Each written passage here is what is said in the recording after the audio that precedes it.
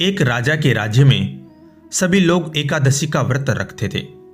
प्रजा तथा नौकर चाकरों से लेकर पशुओं तक को एकादशी के दिन अन्न नहीं दिया जाता था।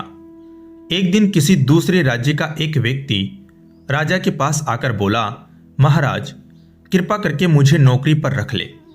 तब राजा ने उसके सामने एक शर्त रखी कि ठीक है, रख लेते हैं, किंतु रोज तो तुम्हें खाने को सब कुछ मिलेगा, पर एकादशी को अन्न नहीं मिलेगा। उस व्यक्ति ने उस समय हां कर ली, पर एकादशी के दिन जब उसे फलाहार का सामान दिया गया तो वह राजा के सामने जाकर गिड़गिड़ाने लगा, महाराज इससे मेरा पेट नहीं भरेगा, मैं भूखा ही मर जाऊंगा, मुझे अन्न दे दो। राजा ने उसे शर्त की बात याद दिलाई, पर वह अन्न छोड़ने को राजी नहीं हुआ। तब राजा ने उसे आटा, दाल, चावल आदि दिए। वह नित्य की तरह नदी पर पहुंचा और स्नान कर भोजन पकाने लगा। जब भोजन बन गया तो वह भगवान को बुलाने लगा, आओ भगवान, भोजन तैयार है। उसके बुलाने पर पीतांबर धारण किए भगवान चतुर्भुज रूप में आ पहुंचे तथा प्रेम से उसके साथ भोजन करने लगे। भोजनादि करके भगवान अंतर्ध्यान हो गए तथा वह अपनी काम पर चला गया।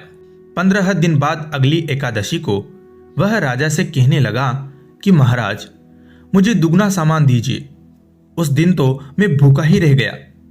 राजा ने कारण पूछा तो उसने बताया कि हमारे साथ भगवान भी खाते हैं, इसलिए हम दोनों के लिए यह सामान पूरा नहीं होता।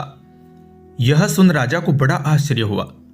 वह बोला, मैं नहीं मान सकता कि भगवान तुम्हारे साथ खाते हैं। मैं तो इतना व्रत रखता हूं, पूजा करता हूं, पर भगवान ने मुझे कभी दर्शन नहीं दिए। राजा की बात सुनकर वह बोला, महाराज यदि विश्वास न हो तो साथ चलकर देख ले। राजा एक पेड़ के पीछे छिपकर बैठ गया। उस व्यक्ति ने भोजन बनाया तथा भगवान को शाम तक पुकारता रहा, परंतु भगवान न आए। अंत में उसने कहा, हे भगवान, यदि आप नहीं आए तो मैं नदी में कूदकर प्राण त्याग दूंगा। लेकिन भगवान नहीं आए। तब वह प्राण त्यागने के उद्देश्य से नदी की तरफ बढ़ा। प्राण त्यागने का उसका दृढ़ इरादा जान शीघ्र ही भगवान ने प्रकट होकर उसे रोक लिया और साथ बैठकर भोजन करने लगे। खा पीकर वे उसे अपने विमान में बिठाकर अपने धाम ले गए। यह देख राजा ने सोचा कि व्रत उपवास से तब तक कोई फायदा नहीं होता जब तक मन शुद्ध न हो। इससे राजा को ज्ञान मिला। वह भी मन से व्रत उपवास करने लगा और अंत में स्वर्ग को प्राप्त हुआ। तो दोस्तों, कथा आपको अच्छी लगी हो तो लाइक करें और चैनल को सब्सक्राइब करें। धन्यवाद।